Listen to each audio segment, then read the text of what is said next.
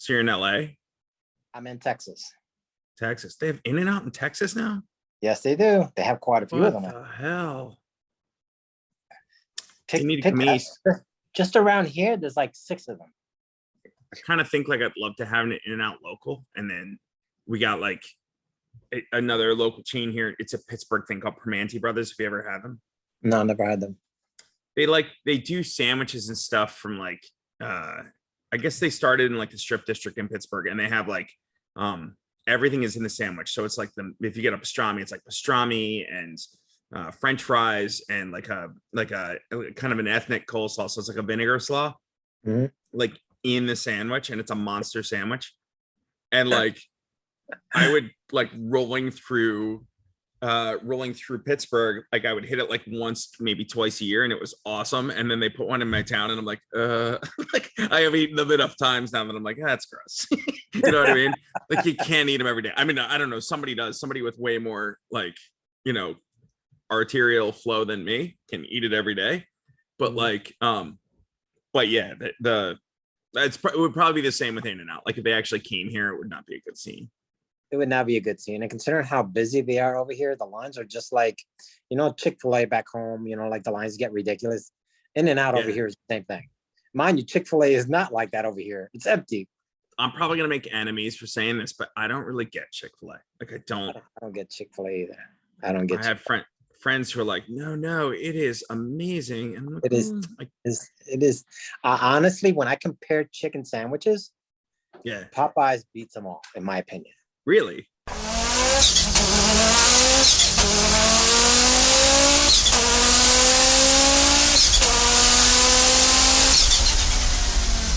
Sounds like you have like legit analysis. I can't remember the last time I ate at Popeyes, so I'm gonna have to try that.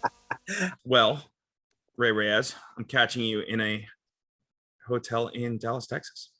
Yeah. Hey, George. Thanks for making time. For you, anything. Yeah. For folks who don't know you, there's a lot more to you than Northeast RS6 Treffen, but I just attended that with you. You were like the man putting it all on. So I don't know if I did it with you or I was just there and you were being the man, but like whatever.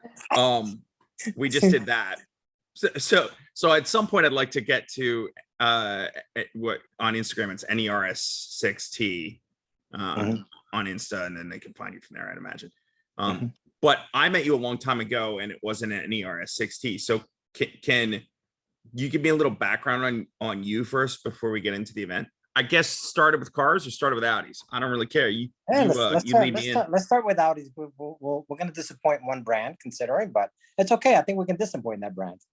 I think like take it back to maybe 2005. I was driving a BMW E430 rear-wheel drive, and I got caught in a snowstorm coming home. And I was supposed to go pick up my son, but because I hit a snowstorm, I had called his mom in advance and told him, hey, can you pick up RJ? I don't think I'm going to make it home in the snowstorm in time. So she took care of that. So I decided to take my way home and just take it easy, right? Because I mean, it's rear-wheel drive car, snowing. It's like, you kind of predict the weather that way. So I took it nice and slow. Then out of nowhere, I hit a snowbank because somehow the snow piled up on one side and the car lost control. And I went through the rails and was gonna go over a side of a sort of like a small cliff and into a lake. And somehow between all of that, the bottom hit a rock and it stopped dead at the edge, like instant impact, like hitting a wall. So obviously, the rear-wheel drive didn't work for me because, I lost control on that, right? So I let go of the steering wheel at the time and said, okay, if you're going to take me now, I'm ready to go because I think, I've done as best as I could, right? So I let go of the steering wheel, said a quick prayer, and then all of a sudden the car hit a rock and it stopped dead solid before it even went into the water. So I was like, I got out pretty shaken and everything. Obviously the car, once the rock hit the bottom of the engine, the car was totaled. There was no way that they were going to be able to fix all of that, right? And the car had, some minor damages when it hit the rail and stuff like that. So after that, it was like, okay, I can't do rear-wheel drive anymore. Obviously, I'm in the Northeast. We hit snows like that, on a frequently basis, and I'm always struggling. So I switched over to Audi and I got a B5. Four-wheel drive was by far the most rude awakening you can possibly have in the snow, because it was just phenomenally fun. It was just fun. And I really enjoyed it, and I never looked back. I've owned Audis ever since. So this is when? Like, what year do you think? That was back in 2005. Okay. So I progressively kept, moving from Audi to Audi, and, enjoying every generation that came out, from the B5 to the S4 to the Q7. Started getting into the SUV portion. Really enjoyed the Q7, and really, like, because I'm a family man and I wanted something more roomier for the kids, I kind of really stuck to that first generation Q7 and really fell in love with that. Switched over to Gen 2, or actually the facelift Gen 1, and then, kept going on from the Q7 to Q7. As life progressed, I decided to get more passionate and started collecting more Audis, and now I have too many. So between the SQ7, the RS4, the Coupe Quattro, the 90 sedan, the A4 B8.5, the RS6, which is the latest edition, it's been a passion. It's been really a passion. I didn't know you had a B8 as well. I knew about the Coupe Quattro and actually my son is driving that one. We picked that one up a couple of years ago, the B8.5, and he's been driving it ever since. He loves it. It's a good starter. Well, I don't know how close he is to it. It's a sweet car. Yeah, it's a nice good car, solid car to have a kid in. Yeah. Exactly. I mean, Jordan's about to get a, hopefully, if not B9 or maybe a B8.5 A4. Yeah. I got to figure that out. My kid's turning 16 too, and I don't know if I'm gonna be. I know, man. The kids are growing up, man. They need to slow down. Yeah, it moves too fast.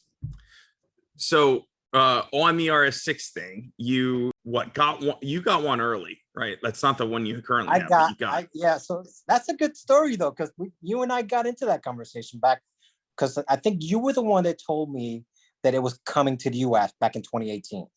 Yeah. When we talked about that, that's when I first decided to put my deposit down back in 2018. So that's a long time ago. It wasn't even like on paper or anything like that, but it was just rumors. Right.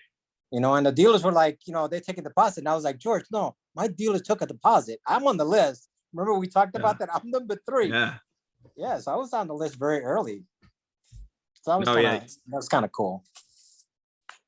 That is, although, so that kind of, you have an order down, and then it comes around to ordering it, and you tried to order Nagi, right? You tried to order Nagara Blue.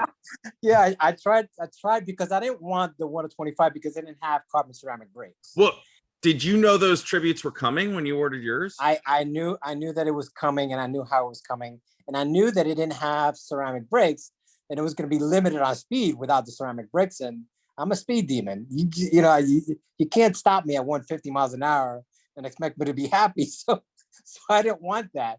So back when the orders came live on the system, I fully customized a Nagi and submitted the order thinking, okay, yeah, I got this. I'm going to get this, all happy. Right. One of my friends who owns Audi Meadowlands, we were in a chat together. And that same day we put the order in, I told him the color, and he goes to me, Ray, I don't think you're going to be able to get that. And I'm like, why? It's like, because that 1-25, one of those 25 owners is going to be really pissed if they come out with a number 26. So I'm like, please don't scare me like that. Please don't scare me like that.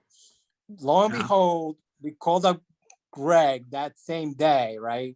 And Greg was like, yeah, I don't think that's going to fly. Somehow somebody in Audi also found out. And then the next day, Nagaro had a big X over it on the color, and you couldn't select it anymore. So I was like, oh man, I knew it. PJ got me all stoked, and all of a sudden took my dream away. So that was that. I don't know if it's a myth or not. I don't know this car, but like, so when I got my tribute, Roger Labas, who works down at like a deal, he's on our board. Roger. Yeah, I know Roger. Yeah, I know Roger. Right. So he went ahead and pulled up like a spreadsheet of like the 25 tributes. So I know which one of those 25 mine is. But then supposedly there's another one that like somehow got through before they locked it out. So like somebody early on, if this person exists, like I don't know who they are, and I haven't seen evidence of the car. I wouldn't speak up. Whoever that No, is, no. please don't tell anyone. How cool would that be though? To be that guy who's That like, would- yeah, that would be I cool. have the one that's not a tribute, and it's not our friend up in Ontario who we met last weekend at the Right. Eastern Canada Niagara thing, but like a legit US spec car. Not that Canadians aren't legit, but they Number- of course number they can order 26. the Garo because that's out Can of you Canada, imagine? right? But Imagine that as a bar find number 26. right, someday Oh, that that'd be guy's gonna awesome. drop that on, bring a trailer, and be like, hook a brother up CC, or sister, CCB's might be a sister. Nagaro, number Right. 26. Can you imagine that? I would be mad, but then at the same time, I wouldn't be mad. I doubt it's a Nagaro though, right? Because like they ordered it, if this happened, they would have ordered Nagi paint, but otherwise it would have been standard order guide, right? Like it's not like all the tributes have, you know, they don't Silver have the. I optics. mean, who knows, Ray? It might have ceramics. It could be your unicorn, but like it would have like I don't know, red or gray like- stitching, Audi, you need to make it up to me, Audi. Come on now. right? Find me that guy and take his car away from him. That's how to make it up. Who do we need to talk to? Yeah. Thanks. All right, so you get this Daytona gray car. Right. So because okay, so go back to 2018. We put the order in. Yeah. Systems open up on order. I think it was late 2019, 2020. Right. So you know, of course, I have already found out about Nagi. So then we go through colors, right? And Gregory's helping me out selecting colors because we want a one of one, right? So I went ahead, right, and somebody in the chat put a Voodoo Blue RS6. So I changed my color to Voodoo Blue, but then realized that, you know, Audi exclusive is going to take longer. And they told me, well, you know, it's going to take a longer time, blah, blah, blah. You know, they told me that after, you know, waiting 6 months. And then it goes, well, Gregory goes, well, I can get you one right now, but it has to be like a regular color, he goes. So I was like, I'm okay with that. Let's just get a regular color. Let's just get it customized the way I want, you know, and let's put that in and get that right now because I'm going to be waiting for a while for the Audi exclusive one, right? So, you know, why not? Why not, right?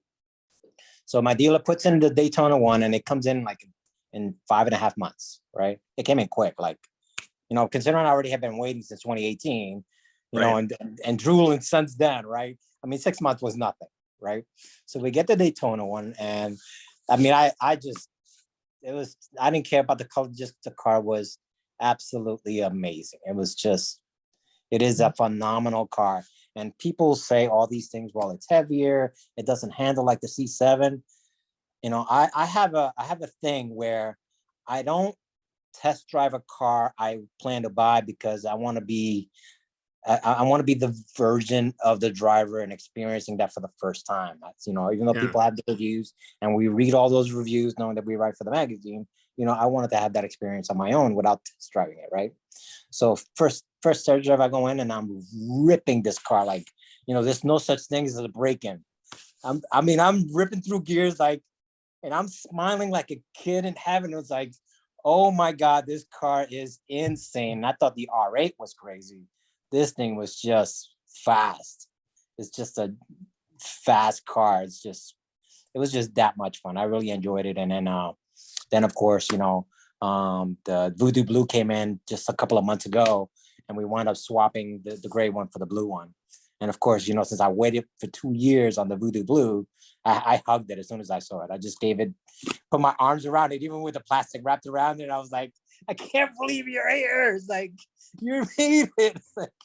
And then, you know, the principal of the dealership just comes out and starts helping me unwrap it. You know, it's just an awesome experience. It really was an awesome experience. Well, that's I mean, it's amazing. Although I will say, so you get it. We got to get into this at some point because we'll talk about your event. But you get it, and then you wrapped it. So there's Voodoo Blue underneath this. I mean, the car looks amazing, but there's Voodoo Blue underneath. That is like the running joke of everyone. Steve David hammers me all the time. It's like, how do you get an exclusive and nobody sees the exclusiveness of it? It's like, it's right. Is it like Cannonball Run, where like the two girls in the Countach like hit the car wash and like spray it off, and then like take off in the other direction in the white one, like there were two Lamborghinis just randomly. Next time you do Cannonball, you could just roll in somewhere, peel it off. I don't know. So the story behind the wrap was when Audi came out with the RS3 in that livery, right? I actually fell in love with the new RS3 LMS, right? The second generation the new RS3 RS3 LMS came out with this livery, and I fell in love with it. I thought, people were saying, "Oh, it's a crazy design." This is, what Audi thought about something really cool, and they came out with this wrap on this car, and every detail of it I love, and the way the RS3 was written in a different tone, and when you take a picture of it and you change the colors on and the tones, you can see, the undertone RS3. We actually did the same thing with this wrap.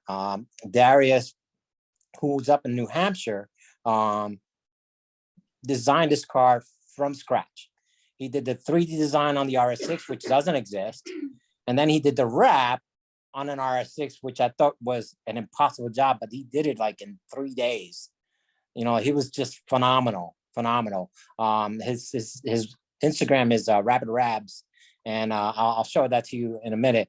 But I mean, the guy was just phenomenal. And he sent me a 3D sketch, like in 2D, actually. He first sent it to me in 2D. And I was like, wow, I was just blown away. I was like, yeah, let's do this. Let's do this. And lo and behold, before I even drove, as a matter of fact, I didn't even drive the RS6 when it came in. I actually just went to the dealership just to hug it and touch it and make sure that the wheels were transferred over to that car. And then, Joe from my local neighborhood that runs Northeast Autocraft picked it up on his trailer and took it to his garage. And I didn't even get a chance to drive it. I think it had like 15 miles on it at the time. Oh, wow. So you never even drove it blue? No, I didn't even drive it blue. Didn't even drive it blue. It's crazy, right? That is crazy. It is. But the livery was awesome. I mean, I thought it was cool. I thought it was unique. And then come to find out, right? That a good friend of mine, who runs a wrap company out in New Jersey, was actually, I contacted him to do the wrap, and he says, yeah, I can get it done, but it's going to take a bit, right? Yeah. So when he said it was going to take a bit, I was like, okay, Joe, do we have anybody else that might be able to do the same work, but do it faster, considering the car just got it, and I don't want to sit without a car for 2 or 3 months, right?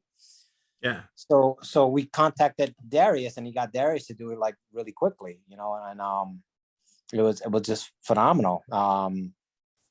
The way he did the work, the way he came down from New Hampshire and actually stayed down here for a couple of days and did it. He did the wrap in 2 days, literally in 2 days. So you said he does race cars typically? Yeah, he does professional race cars, as a living. That's what he does. And he came down, took some time, and did the wrap in 2 days. And I paid him right there on the spot, and drove the car the next day. What is his Instagram? I'll throw it up here too. Yeah, it's R Rabid Raps. It's RAB. Let's see if I can pull it up myself too. Rabid. I think I found it here. Yeah. All right, hold on. I'll share it. Yeah, Rabid Raps. It's This guy. R-A. Yeah, that's it. That's there. Rabid Raps. RABID WRAPS. And that's all his cars right there. Those are all his cars. Did the Turner Motorsport car, does some NASCAR stuff maybe? Yeah. And there's my car right there. Oh wow. It's got my car in there. That's cool. Looking good. And then this is your event, Instagram, anywhere. Wow. What fun, man. What fun. All right. So you got to tell me more about the event. I know this is your second year doing it, and I attended your first one. I don't know where you hatched the plan for this or kind of how it came about. So Nish, back 2 years ago, a year and a half ago, maybe, Nish created a chat for the RS6 owners, right? I think I was Nish Pillai, who's what, RSWGNS on Instagram. Yeah, RS Wagon, right. He created this chat just for RS6 owners, and I think when he added me, I was like the 10th owner in that chat. It was brand new. It was just starting, right? And at the time, Sammy was in the chat also at the same time as me, and so was Sammy Pedram, one of the Sammy Pedram and one of the tribute owners. Yep, one of the tribute. Both tribute owners, actually. Both tribute owners. Yep. So that was at the time. It was only 2 tributes in the chat right now. It was Nish and Sammy, right? And then Sherman had a white RS6 in New York, right? So they were like, you know, we're just talking cars, blah, blah, blah. So, why don't we get together? Let's hang out, blah, blah. Because, I mean, you know, not now you don't see too many of these cars out on the streets. As a matter of fact, I've owned an RS6 for a year and a half now, and I saw an RS6 for the first time in the wild day before yesterday. First time. Really? And Really? it was in Texas, mind you. I've never seen one back home other than the events that we throw, right? But Right. to see one in the wild is like very rare. You know, it's a rare car. It really is, right? So I saw one in the car in the wild yesterday, and I was like super excited. I was waving like a little Were kid. you? It's like, Do you the guy get sees this rap RS6. I'm like, who the hell is this guy?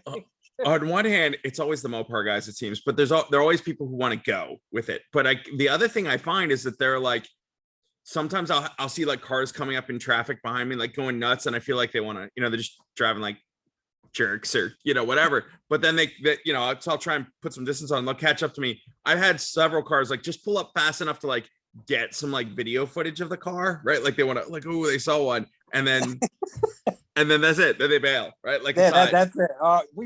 We drove from Pennsylvania down to Texas in the RS6, and we had that like, you know, Jordan with my daughter was like, you know, are they trying to race us? They're like next to us, just videotaping. No, he's got his videotape. He's just taking pictures. It's like that's the regulars. It's like, are we famous? No, we're not famous. We just drive an R6. It's like, that's kind of rare.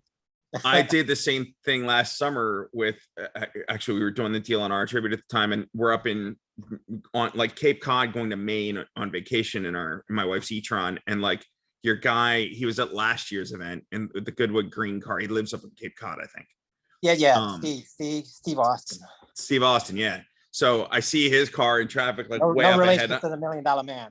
No, although maybe, who knows? But yeah, I'm driving like a jerk trying to get through traffic to catch up to him, and I catch up and I'm like, you know, and he's looking at me like we literally had both those cars at the event like 4 weeks ahead of time. And I'm like, hey, yeah, he doesn't even like whatever, dude, leave me alone. But we're such geeks, I swear, man. Yeah. So all right. So going back to the chat, right? So yeah, we got about a couple of R6s in the chat, right? And the guys are trying to get together, and they're looking at me like, you know, Ray, you got more experience on these events. Why don't you create something, you know, that we can all attend, right? So I'm like, oh man, I'm like so busy, you know. You know, at the time we were like doing a lot of articles for the magazine. We were pretty busy, and I was like, oh man, it's just trying to find time to be able to do all of that. You know, I know what it takes. So then the guys egged me on. They kept pushing me. They said, Ray, you got to do this. Got to do this. And all of a sudden, like, we got really serious. And then at the time, Andrew Abraham joined in, which is another Nagaro. And now that we have 3 Nagaros in the chat, right? Ben, yeah. Yeah, Ben Abraham, joined, formerly right. PPI, which was like a tuner in the Audi space. Correct. Yeah. So he joined the chat, and he has a lot of experience with, you know, videos and stuff like that. And he started egging me on. It's like, you know, if you need help, I can help you, blah, blah, blah. So I finally gave in, right? And then we start coming up with names. And I think it was Ben Jackson with the Daytona Blue R6 that came up with the word Treffen in the end, right? So we came up, you know, what do we call Northeast R6? You know, what do we do? Northeast R6 reunion, you know, and he came up with the word Treffen, and we added T at the end. And that's how we came up with the name Northeast R6 Treffen, right? It just sounded awesome, I thought. You know, it's kind of unique. Everybody came up with the name. I didn't come up with it. I can't take credit for that. I just came up with the Northeast part. You know, that's the only thing I came up with. Northeast, that was me. Everybody else came up with the name. So it was pretty cool teamwork. So that's cool. Yeah, I thought it was cool. So then from there, I was like, okay. So I started going to work. And of course, I'm doing this all by myself, creating a website, designing the website by myself, creating an Instagram, getting on Dennis's RS6 chat and talking to people about, you know, what they thought about it. Created a Twitter account, which we merged with, you know, Instagram, and, you know, we started growing it as, you know, as a fun community event. So that's probably worth for people who aren't in the niche. So there's an RS6 group on Facebook that's run by Dennis Pomarkov, he's a photographer in LA, pretty well known. Dpod on Instagram. I think there's an underscore, but if you search Dpod, he'll come up. He has that group on Facebook, and then what's been surprising to me is like the WhatsApp groups. They're like, there's, you know, there's a tribute only group. There's a huge, I guess that's Nish's group, the one where you guys started. That's quite huge considering, I guess, all RS6 owners. Very active.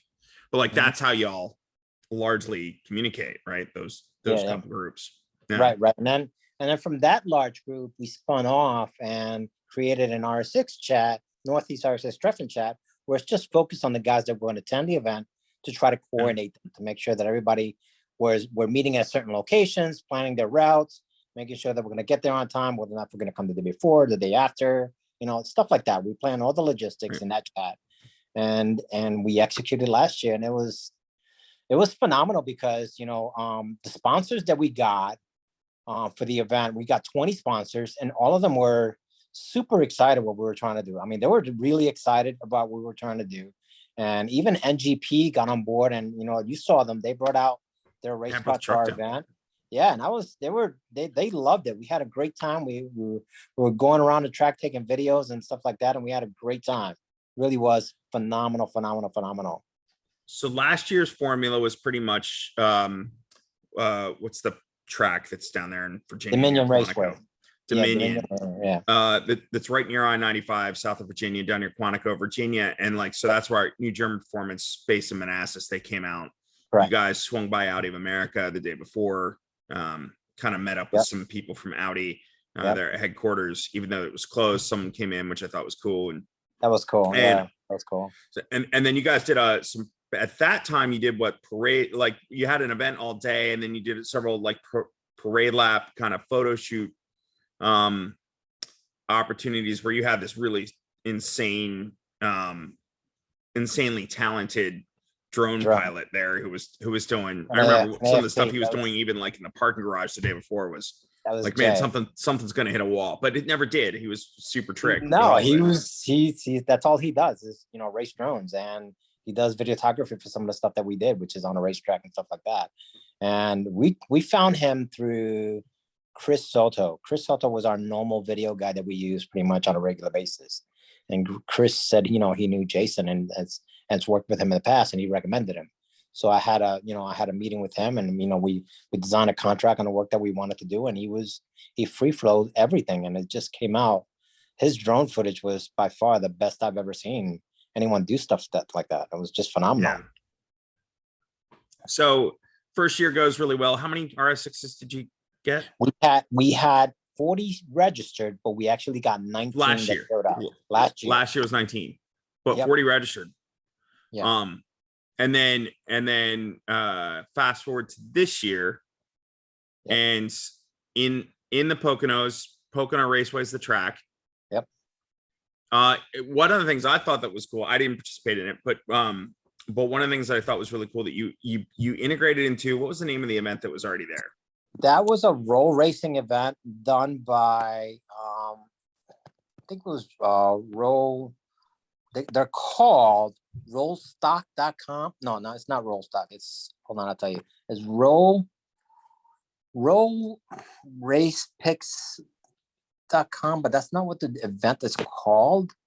That's where they post all the pictures for their event, but they're actually on Instagram. It's called Roll Racing something. I'd have to look it up. But how we got to that, it's a roll racing event, right?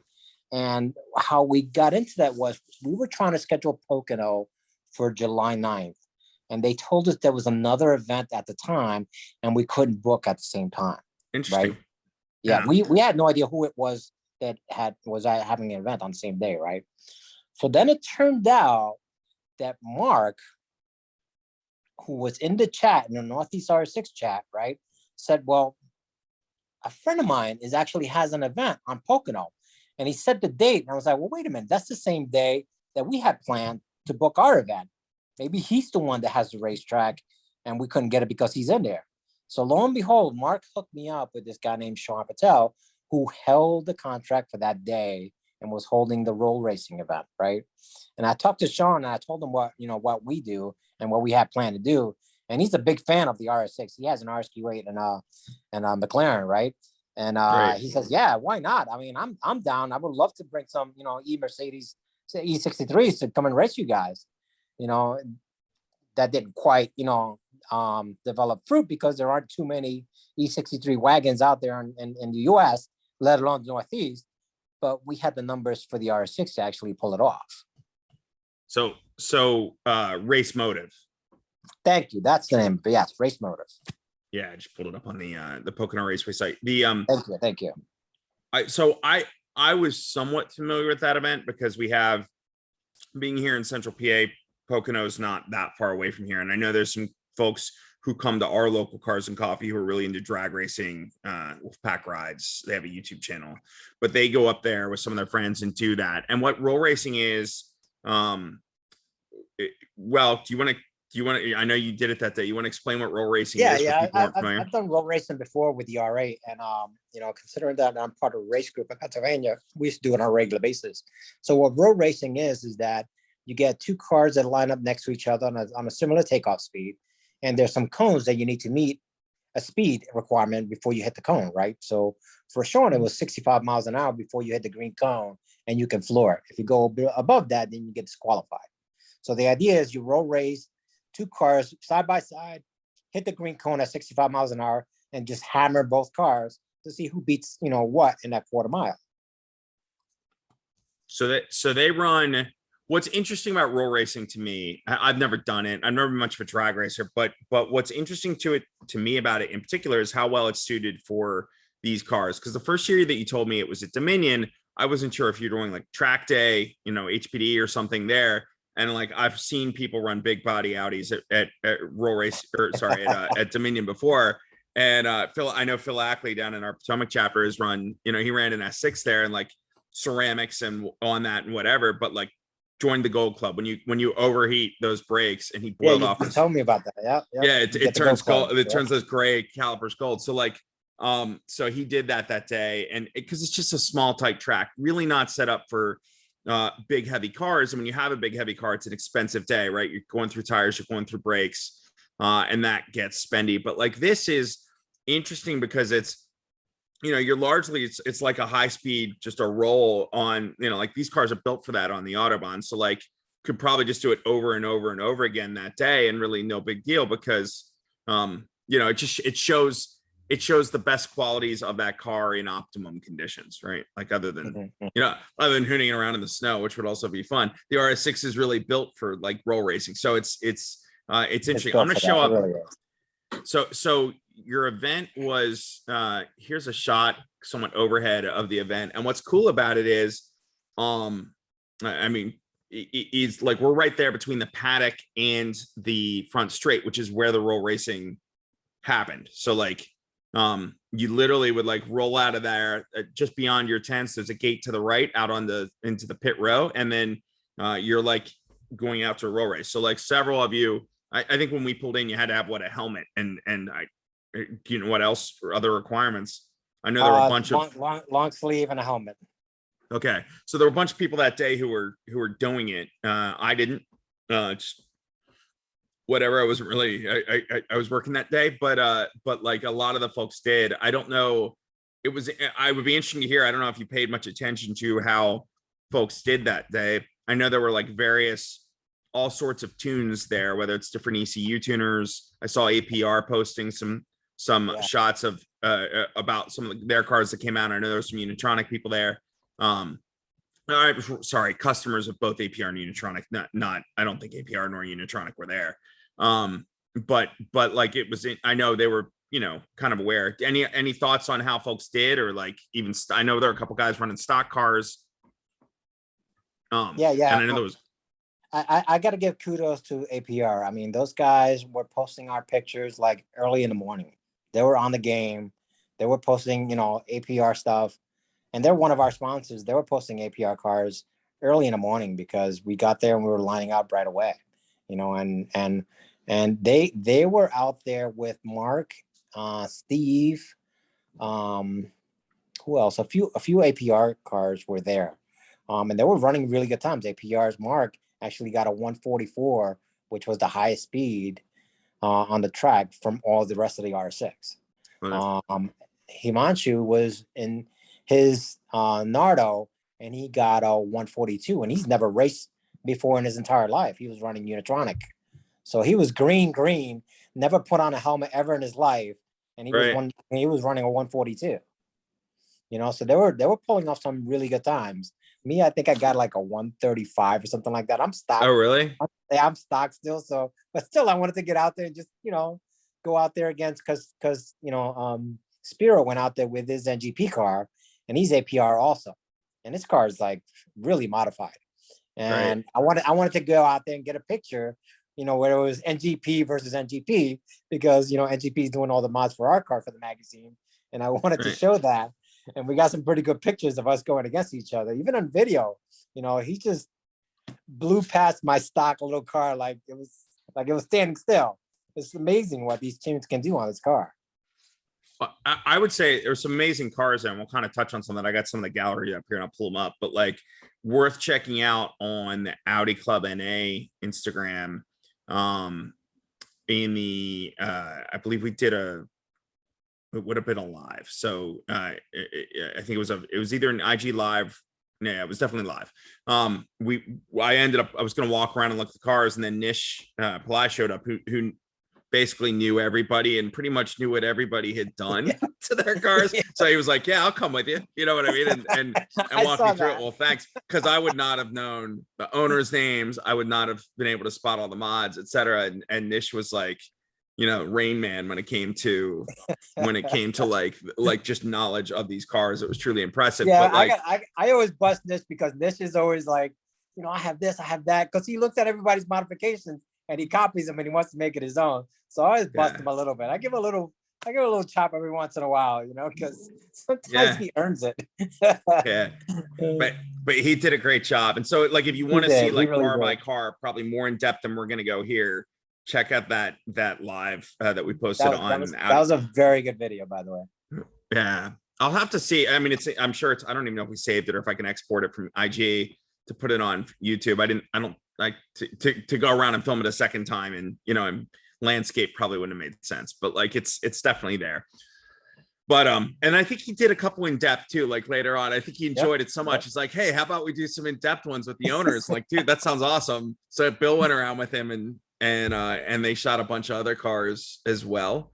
So I assume they're on there too. But anyway, so all right, before we'll go through the gallery here in a second, but then after we're there most of the day with the show that we showed, and I'll go back to that photo, the show that we this was kind of the show event, right? What you're seeing here is like in the front, you put all the tributes there. There were 6 tributes? There were 6 tributes. Yep. First time ever. And so 6 of those Nagaro Blue 25 that we talked about earlier were there in person. And then one of those guys owns a Tino. We should probably talk about Tino shortly too, but like Tino, who lives up there near Pocono Raceway and has a really sweet, like he bought an old commercial warehouse and stores his cars there in just a really sweet space. Was kind enough to kind of host us. That's his RS2 and his B7 RS4.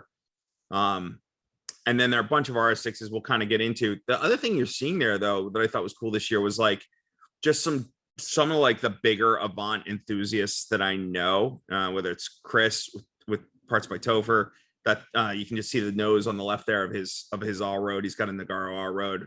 Yeah, but like I know a 101. Yeah, and like Don from our Potomac chapter who shows up to like Long Roof Rally and whatever, he's got an all road. There were a bunch of like all roads. I saw an A8, I think. Like it's starting to beyond the, you know, obviously the RS6 nerds, which we all are. I guess they're more than just the owners, right? But like motivated to come see this many cars gather. I was happy to see how many other people kind of showed up to be part of it. And then of course all the people who were there for the track that day anyway. I couldn't tell you how many people walked through the booth and were like, oh my gosh. You know what I mean? Like had no idea. They had no idea. I think somebody did the math. I thought I saw this on Instagram or Facebook or something, that they were like, yeah, that was $4 million in RS6s sitting there. It's insane. That's insane. So, what was the total count? Do we know? It was 37 total count. 37 RS6s. So we got to beat that next year, I guess. We got to beat that next year. The guys are talking about doing 100 for next year. So you can imagine what 100 would look like. All right, I'm going to go through some of these photos. We'll try and keep it, knowing that I'm going to publish this as well on the podcast platform. So like there may be people on audio. We won't be Right. like, oh, look at that. That's cool. But not say what it is, right? So Yeah, we'll yeah. start. This is at Tino's place the night Right. before. And So what the plan was actually was we were supposed to do a tunnel run, or actually miners run it's called, where we go through certain roads in Pennsylvania where it's all, all the mining areas and where all the coal mine areas. It's nice little twisty turns up there. That's what we're gonna do. And then we're gonna go out to dinner to two specific restaurants that we highlighted, right? That was supposed to be the pre-event. And similar to what we did last year, right? But Tino said, you know what, instead of us trying to find a restaurant and crashing with a whole bunch of people and bringing all these R6, why don't we just, hang out in my garage, we'll bring in food and, we'll just, do a tuning session, you know what I mean? We're all, start modifying our cars, all sharing knowledge. And I was like, I thought that was cool. So all of a sudden I started running with that idea and started, coordinating food and stuff like that. And it turned out to be an awesome day. It turned out to be a really cool day where we were just eating food, hanging out, drinking beer, just chilling. And at the same time, we were modifying our cars to the specs that we wanted, with whether or not it was with matrix lights or, with, park assist, drive assist, whatever it was that we wanted. So that's that probably worth touching on, because I'd imagine that, well, here, go to this next one, because I'm pretty sure in that shot, one of those two cars, either that the one in the back there is a recently acquired or delivered Porsche Oak Green. That's Brian Slacky from Long Roof Rally. Yep, Brian Slacky. Yep. And the purple one is owned. Brian Slacky had all the modifications in his car. Like he added the park assist button, the hill climb button, which is all from Kufatech. You can order it on Kufatech and install it in your car. So he had all of those. But once you put those buttons in there, you have to code the car for them. So that's what we were doing at the time, just coding the car buttons. So so that was, I guess that was you were working with the vendor to kind of do some of the activations that you were doing there, whether it's matrix beam or. Correct. A young guy by the name of Sam, who worked for a company out of Canada. He is actually logged on remotely and assisting us with the coding on it. That's cool. I know I drove back that night after it got dark. I was staying in the same house with Brian, and like mine was not coded, but driving behind his, it was. And I was watching, I've driven matrix beam in Europe before, and like watching his car kind of like slice around the car in front of him and keeping it high. Otherwise, it's really funky to watch matrix beam in action. It's pretty remarkable. Yeah, and Sam works for a company called NTP out of Canada, and he's the one that was actually using a cable, which is similar to the COM cable you use for VACCOM, right? It's called a 5054 cable that you can actually connect and code, with Otis on a car itself. Yeah. All right. So real quick, sorry, the purple one is that's Steve David. Okay. So that's pretty a Merlin. cool car. And that's Merlin purple. There were a lot of exclusives there. I mean, there was a lot of exclusive. Yeah, there was a lot of exclusive. Yeah. So three, I mean, that's, you got right in that shot. You can't see it because you're wrapped, but like you got Porsche Oak Green, Merlin purple, Voodoo blue, and a lot of Nardos showed up. Equivalent to Nagaros. They were same number, 6 of 6. Were there 6? Yeah, there were 6 Nardos and 6 Nagaros. Okay. Yeah, and the whole treat, because we knew they were going to outnumber us. I just didn't expect only 6 to show up. We knew that they were going to outnumber us, so we designed a shirt with a Nardo on the front of it for them, just to surprise them. They had no idea until we showed the shirt. Nice. Yeah. All right. So, and that green, do you remember the name of that green that's in the background? We'll see more of that car later. But like, yes, that's chromatic green. Chromatic. Yeah, chromatic. Green. Yeah. And it was an R8 color, right? Like a special. Yeah, it's the name comes from a green spider that's spooky looking, and it's actually that same color as that spider. Okay. Yeah. So really intensely unique car. Very, very awesome looking car. It really was. That was our centerpiece. The green one. Yeah, we'll get to the show in a second, and so they can see more layouts of the show. The night before was so wild to me. Just pull in, and there's this parking lot with all these RS6s, and then periodically, if you're sitting out by the road, like somebody would tear off. And like there are all these different exhausts. You have your custom titanium when they're like a bunch of Akrapovic or Krapovich guys. Like, you know, a couple stock cars like mine, but like really, really cool stuff. And a great, I mean, can you imagine, right? Like just seeing all these RS6s in one spot. That I tell you, that's a rarity. That's rare. Totally. Brian's car, I gotta say, if I had like that might be my unicorn or my spirit animal right there. Like that car was just so tasteful. His brown interior was absolutely gorgeous. I don't know if you can see going. It was Havana brown. Yeah, it was Havana brown with the white stitch. It was so gorgeous. Audi offers a tan that's called cognac. It's a little bit more orange than this. Yes. And so this is like, there's one other brown they offer that's you have to get into exclusive to get it. So you're paying money to get this interior beyond like what would normally cost, right, to get in. And he did it with white stitching. It was just a really, really unique car. And very unique. That Porsche Oak Green, I think Nish was saying there are 3 or 4 of those in the country in that color. And I know there's Oak Green RS6 or something like on Instagram. I've seen his car before. But like, I think this is the only one with that interior. With that interior. It's the only one with that interior. That's correct. Yeah. Really unique car. And then that one's mine. That's yours. A lot of tributes. I was getting like, oh, there's the that car just looks mean. Like mean in a very good way. I mean, you know, the chromatic pictures on this car do it no justice, honestly. When you see it up front and close, I was like, oh my God. It's like, it was just eye-dropping. It's just amazing. Yeah. Bunch of Daytona cars. That is Pelagi's car right there. He actually drove all the way down from Canada that day. That, and so he came down from Ontario. Nish came up from Miami. Yeah. You drew some people in from pretty far. Yep.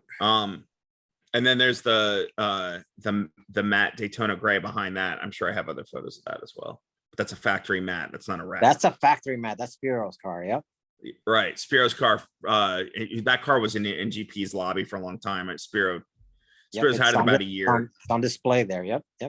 Not because, you know, there's something wrong with it. It's just the car is so awesome. It's on display. No, it happened. I mean, I know that Spiro's a friend.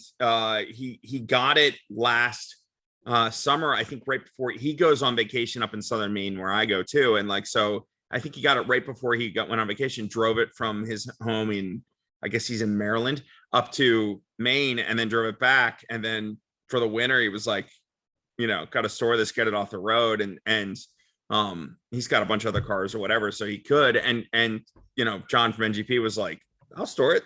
so they did, and it looked amazing down there. It does.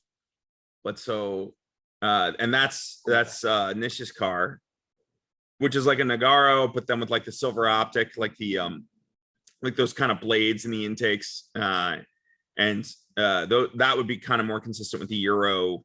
What do they call the Jubilee? Were they? Or the Jubilee. Yep. The Jubilee. So in Europe and other markets, they didn't call them tributes; they called them Jubilees, and they were kind of a tribute to RS2 as well. And they would have had silver optics, at least in Germany.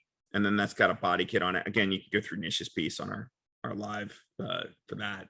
Yeah, we did the cover story on that one. Yep.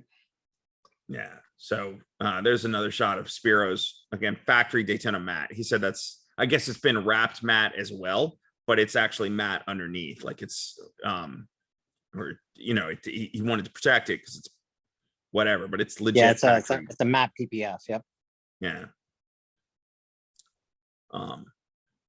Just a fun night hanging out. I'm trying to remember, was that maybe one of the Navara cars? No, that's was that the Irish's car. Yeah, that's Irish's car. That's Navara blue. Right. And those look good. I saw 2 cars there with the rotiform Avis wheels, so kind of made to look like a dished version of the B6 S4 Avis wheel. Yep, that's Matthew's. That's Matthew's car, and Jay was the Navarro one that we saw on Saturday morning. He had the same Avis wheels also. They look phenomenal. I got to say, like we've done. I'm gonna break into a commercial for a second. We launched the RS3 sweepstakes literally yesterday or this morning. I can't even remember now. But like the next sweepstakes for Audi Club from now until the end of the years, we're giving away a new RS3. But one of the things that comes with it is a set of these rotiform Avises, and so we photoshopped an image of like a what's the blue on the, I can't remember. RS3 has a blue that's kind of like Nagaro, but not exactly. And so we photoshopped that one with like the Avises. And the more I keep looking at this blue car, because I had to look at that key visual that we made for all of our marketing and stuff, and the landing page. I had, by the way, if you want to enter for the car, AudiClubNA.org, click on the RS3 in the cover. That's how you get to it. But I keep looking at that image that's on the cover, and I'm like, man, maybe I need to get a set of these from like on the Nagaro blue, because like my memories of B6 S4s, right, or like Nagi with those wheels. It just looks so good. Anyway, rotiforms, and then let's see here, another Nardo. Nardo with Wassons. Yep, that's Nikolai's car. Good dude. And then night came. Yeah, night came. We were still hanging out. It was 1 o'clock in the morning till the time we left to go home. That was great. I mean, it was great. Such a really generous thing for Tino to open up his space and let, like, when I was shooting, I was trying to like not go in, look inside, right? Like I didn't want to show his building too much or look inside it, because it's kind of his private space. But like, it was so generous of him to open up, and he was giving tours of the space and everything else. It was just really, really neat. Yeah. I think I was trying to show like the two greens. Yeah, that one. It's a little blurry, but like, keeping the shot. I don't care. Chromatic. It's like crazy. Yeah. Yeah, you did nice with the shots. Yeah, some are blurry. I'll delete those. Yeah. But there's just six tributes kind of in the shot. That was wild seeing all those tributes together. The other thing I was getting so the other funny thing you can see here, if you're looking at video at the moment, is you have 4 of the shots, and it was like what's a CETE module or seat? How do you pronounce that? Sete module. Yeah, some people call it seat. Some people call sete. Okay. Well, it's like a Akropovich. I know how to pronounce that, so I'll be the reference on that one. And sete you can pronounce the But anyway, where I'm going with this is like my car is the second one to the right on that. And you look at like I'm between, now Ben is on the end and he's in like what's called show mode. So that like goes about as far low as that air suspension will go on the car. And then I think that's Tino's next to mine. His was running lower. And then Sammy is the one in the front of the shot. Or maybe I'm switched on that. I think Tino's, that's a great thing. Like Tino, I think he must not have it down there, but he had it down the night before, where I was looking at it going, man, I guess you can set it multiple ways, and not just low or on show mode, but like you can also take it up high too. I know that guy, I'm blanking on his name. The guy who's doing like the cross country and on up to Alaska RS6 stuff on Instagram. I should know this guy's name, and I don't. He just met up with our Oklahoma chapter. No, I just saw some really rad. He met up with Randy when they did the gathering out on the West Coast with SoCal Euro, or sorry, SoCal Euro with Audi Group LA, and then he met up with that group, and I just saw him recently do some really killer video on the beach where I think it's shot with a drone, and he's like about David. You're talking about David. David, do you know his last name? No, I'm skipping on his last name. Yeah, sorry, man. I'm old and my brain. We'll have to dig that up and stick that in here somewhere. But but he was heading with that group up there, and he was doing some cross country with his car. Yeah, he's got that wrapped RS6. Right, and he's raised it, right? Like I think he's just using the Sete too, but he's RS6 in the world. Yeah. So but like he's kind of all roading it. The flexibility of that suspension is really impressive, and like watching. Have you seen the crazy footage of Ken Block with he safaried an e-tron crossover? Yeah, I remember. And then he goes out into Utah, like into the like desert or whatever, and he's jumping the thing and whatever. Like that air suspension is legit. That that it could take the weight of that e-tron's like heavier than an SQ7. So like that he's doing that and it held up. Like anyway, where I'm going with this is like I've got a fixation now on this thing because it's seeing these cars lowered. I don't want to go. I'm not going to slam it like the show mode. but I'd like to be drivable, drop just a little bit. Sammy's at a pretty good height right there, and that's not even show mode. Yeah. Yeah, that looks good right there. Looks rad. I like it.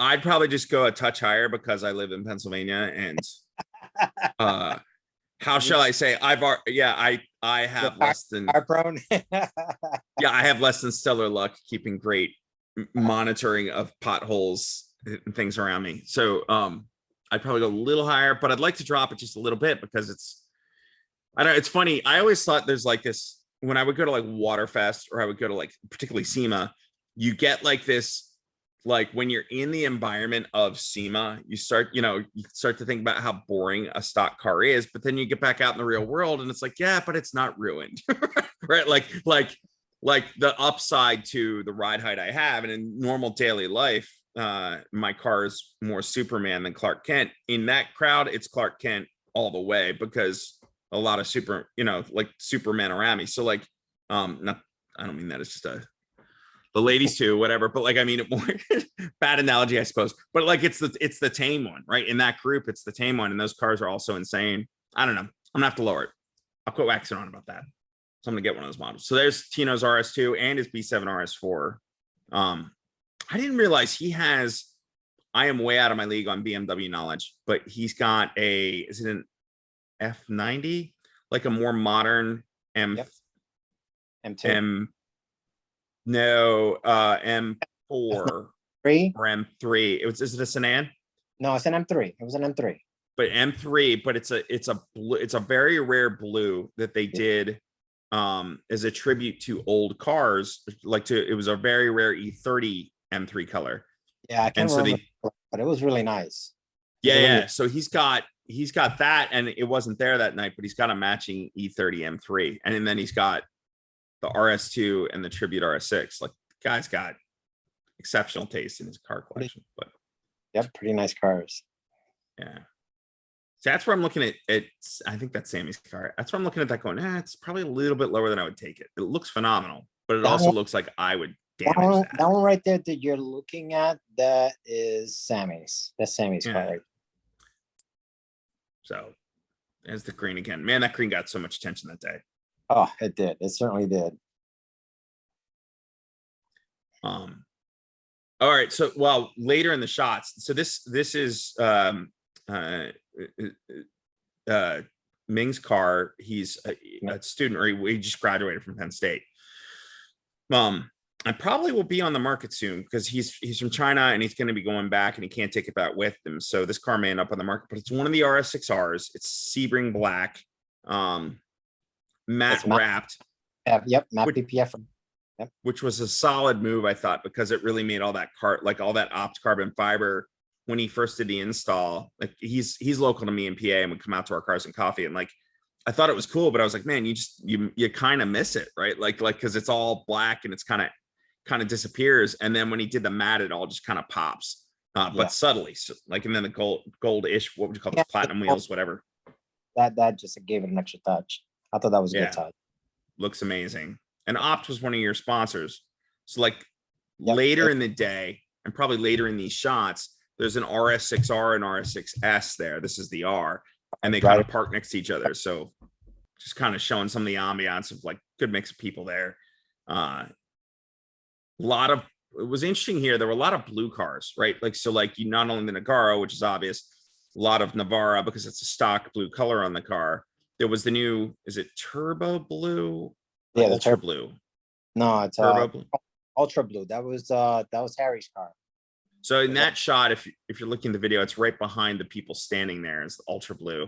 And then they're blue purplish color right there in between people. Yeah. And then closer to you, the next two cars are Navara. There was a Navara matte there. And then the second car in, which would be the first of the blue cars in this shot, was Palace blue, I believe. Palace blue. So it was like it was a really, really dark blue. Just the amount of, and then it's a shame your voodoo was wrapped that day because it kind of would have been cool to see them all together. And then there was this one. People were expecting a lot of grays and whites, and lo and behold, we have blues than anything else. A lot of Audi exclusive. This car was a Porsche color. I don't remember the name. That's Kimura blue. Yep. No, that's not Kimura. That's not Kimura. I don't think, dude. We asked the guy, and he was like, "Sorry, it's not Kimura. It's He said it was a Porsche blue. yeah, it's a Porsche blue. I can tell you. I know what color it is. Hold on. I can tell you right I now. think it's a Taycan color, maybe. Yeah, it is. Hold on one second. Because I was like, He had it just took me a while to remember the name because he kept giving it to me. I'm like, I can Yeah. never remember this name. Yeah. It's a stock. I mean, you don't need to look it up. People just check out the Taycan configurator. I think it's a stock Taycan color, which is their Porsche's EV. It's same platform as the e-tron GT. And I think that guy just taken delivery too. And that similarly, like I was trying to get shots of like the two. So that was in the back is Brian's oak green. In the front was, do you remember the name of that green? It's like a really, really dark. Yeah, that was dark oak green. That's what it's called. Oh, oak. And Oak was the Adnan- second one. Yeah, But the Adnan's one, car was Lenora blue. That's what the color was. sorry, I'll go back to that. That one. That's Lenora blue. It's a Porsche. And that's color. a Porsche color. Yeah. And then do you remember the name of the green? And the one in the back is oak. That's Brian's car. But the other the dark green one, that's Reed's car. He came in really late in the game and says, hey, it's called like a deep green pearl. It's not the I think you're right. Pearl. It's deep green. Was he from DC? Because he came in with a guy with a Palace blue car. Yeah. And that car was hilarious because that guy came in, I chatted with him a bit, really cool guy. And he did not, he came off like he did not give an F. Like he had so much, he had so much brake dust on his wheels. And the car was completely dirty. And he came in the next day and he was the same thing. He was like, just parked it. And we were kind of giving him a little bit of shit for it. And he's like, no, seriously. I guess I don't know if he street parks it in DC, but he said he lived in the DC or Northern Virginia area. And he's like, honestly, if it didn't have PPF on it, like, like I would be much more concerned. Like he was talking about how the birds, crap on his car or whatever else. And like, that's Al's car. It's like a deep blue mica, I think it's called. I think the color. Yeah. Yeah. That was Palace. No, that was right. That was Pal. Yeah. Yeah. We'll see if we have shots of it. But like, yeah, I thought he was hilarious, and I'm sure I have shots of those wheels. I was, because like everybody was really excited to be there. He was like super excited. Yeah, and he just rolled in. Like I loved how he was like, he reminded me like I was talking about, we're going to be in Monterey in a couple of weeks. So I was talking about somebody on Facebook today about like Jim Glickenhaus, the guy who owns like, he's got a hypercar team at Le Mans now, and he's like the trader from a fund manager from New York who like started his own sports car company, right? He's the guy who had Pininfarina build like a Ferrari P4 out of like an Enzo. Yeah. And like he took it into the Concord Elegance last year as they did a Pininfarina display, and it was all like, it had bug blast, like bugs on it. And like, he's standing there in his cowboy hat. Like Jim did not give an F. Like the coolest guy at Pebble Beach by far. But like, okay too. Yeah, so he was the same, and I thought it was great. But like, he was like, I don't give an F, except it does have a wrap on it, right? Like it is protected, but like it was impressive. Anyway, a couple of the angles on different cars. I'm in case you didn't see a lot of photos of Brian's car because I'm kind of in love with it. I don't blame you. Yeah, but anyway, I'll try and roll through these quickly so we're not. We'll run the gallery on the site, and we're going to run a story on the event in the magazine too. At some point we'll have to square up on, I don't know if you want to write it, I can write it, whatever works. I know you're pretty busy, so if you're able to, great. If not, I can. Yeah, I can pull it up. I can actually get some input from the guys and actually have them all chime in and get some wording in there. And they love that. They love that stuff. Great. And sure, and if you have any photos and stuff you want, Matt to consider using too.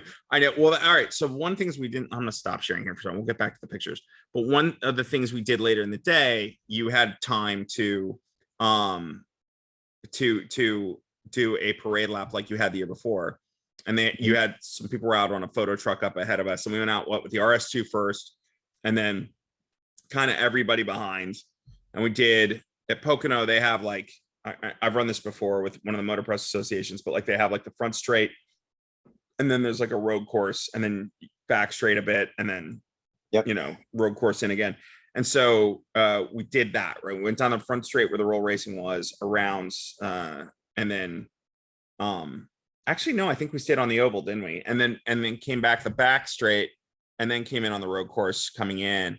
But like I think the RS2 stayed out ahead of us for most of it, and then the guy from the track was in Nish's car, which was the first RS6 in the line, was like, all right, you know, go out ahead. He got some shots of the car from ahead because at a certain point the truck with the photographers had stopped, so we'd all go past it on either side, and then we get around on the banking, and Nish goes around, and like then just everybody took off. So like the back straight, we were like doing our own roll race, if you will, and then it parade lap, and then came in on the. But it was a really cool experience, and I'm sure it had some amazing photography. I was driving and alone in my car, so I didn't get any photography of the parade lap. I didn't drive my car. I let actually Robert, he was in a horrific accident with his RS6 just a week prior and lost his RS6, and he was coming to the event with it. So I actually let him drive my car into the track. That's cool. Yeah, that was cool. Yeah. Did you take some photos? I did. I was on the side of the racetrack taking photos, Were ya? and then that's super. Lauren was there with me, so she was taking some photos too. So I just like, you know, if you're gonna drive, why don't you get enjoy the pictures? I'll just watch. So Yeah, it was fun. that was super cool of you to do, man.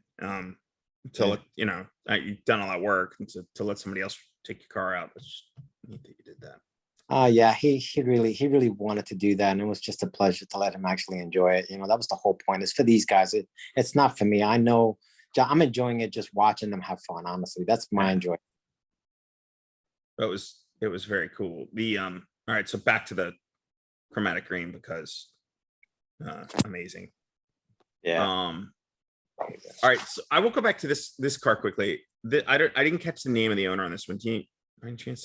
That's Tristan. Tristan is a maniac. He is a techie by heart. He actually does IT, and he has modified this car more than anyone. I mean he had tech on this car than anyone. The Euro, I guess in Europe there's an option where you have a screen built into the trim on the dashboard on the passenger side. Yep.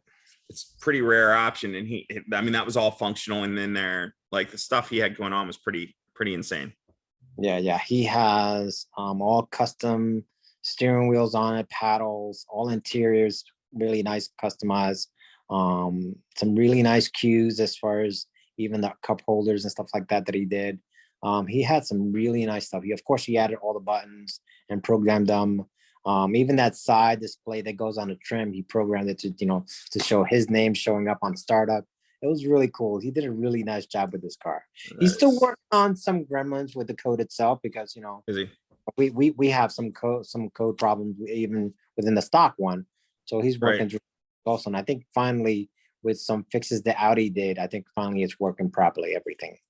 That's just a front shot of that car, but that live that we did on Audi Club NA on Instagram with Nish, he kind of went through it and showed some of those details. So he's running Brixton too, which was really cool. Brixton is also one of our sponsors, and that car is actually on the Brixton website too, which is really cool. Yeah. That's all right. So one of the other things about your event, I don't know that I really showed it here that well. I was taking a picture of the dog, but under the main tent, you tend to take a lot of stuff donated by the sponsors. And when I say stuff, this isn't like your normal, like, hey, here's a set of coasters, which would be nice. But like some of the things we saw that day were like, there was an intake. I'm trying to remember. Eventuary. It was the Eventuary. Eventuary matte fiber intake. We have some pretty stuff that's where we make the difference. You know what I mean? Yeah. I mean, while our sponsors are really huge about that, it's and big credit to them, because we get these products and they're not cheap. These are not cheap products by any means of imagination. But with the help of our sponsors, we're able to actually give these away, with the purchase of a ticket that people donate, just to be able to do this. Yeah. And that's, I mean, a range of stuff, right? Model cars, you can see a detail bucket there from Chemical Guys. But like some of the stuff that was in there was like legit, like, I mean, it's all legit. I'm not trying to, but like, it's like substantial. That Eventuary intake is not cheap. I think $3,000 for that inventory intake. $3,000. Yeah, the engine covers carbon fiber. The The inventory, that was one of the first release inventory engine covers in carbon fiber and gloss that Yeah. was actually given to us by Bilal Inventory, and we gave it away. We gave it away. and there was a set of wheels, with the HREs. Yep, HRE came in. They stepped up also. Steve David came in as a sponsor also, and we gave away a set of HREs also. That was pretty amazing, and Yeah. that was hilarious because one of our photographers actually, he caught that capture, that instant where, Ari actually won the wheels, and the look on his face was just, it's just priceless, and that's the reason why we do. His face was just, it was awesome. It really was awesome. Yeah, very, very cool. So just one of the things I want to note, like if you are at our 600, like the giveaways at this event are remarkably considerable. But anyway, Ben's car got to be different from all the rest of the events, and that's where we try to make the difference.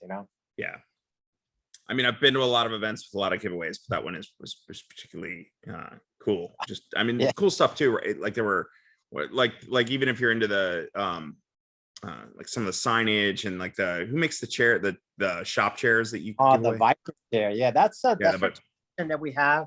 Alex from Viper Chair actually jumped in with us to help us out last year to customize any RS6T Viper chair with our initials on the seat itself. And really cool.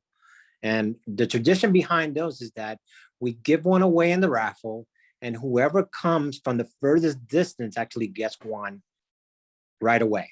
So when we start the raffle, that's the first thing we do. We always give one chair to the person who drove the furthest. Steve David won last year. He came all the way down from Ohio, and then Nish won this year since he came all the way down from Florida. Yep. Yeah. Who, by the way, his kids are road dogs because like they came from Miami up to, granted they got a couple days at like Kalahari. No, it was Kalahari. It was the other one. Big Great Wolf, the water park hotel. But then they were headed like south again, and they were going to hit like Tail of Dragon, which, for most kids to sit in the back of any car. Right. Vomit Comet, right? But like they were great according to Nish, and like, they had a great time. So probably, frankly, award probably ought to go to those two boys. They kicked butt doing all that. I'm very impressed. They gave them a 1/8 scale RS6 to take back home. Yeah. That's awesome. That's awesome.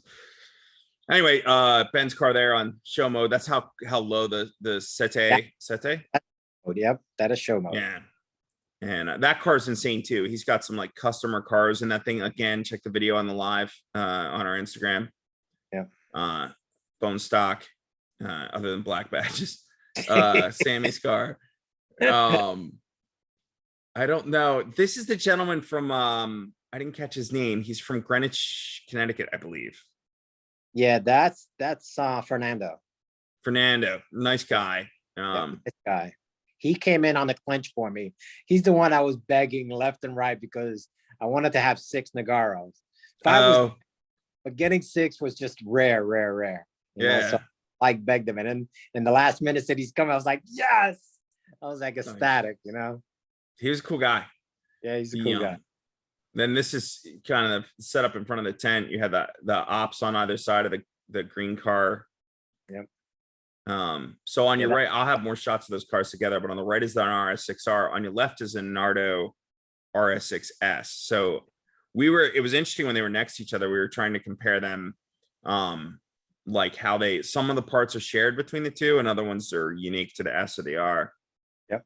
I'll try and fast forward to those. We've looked at a lot of these cars.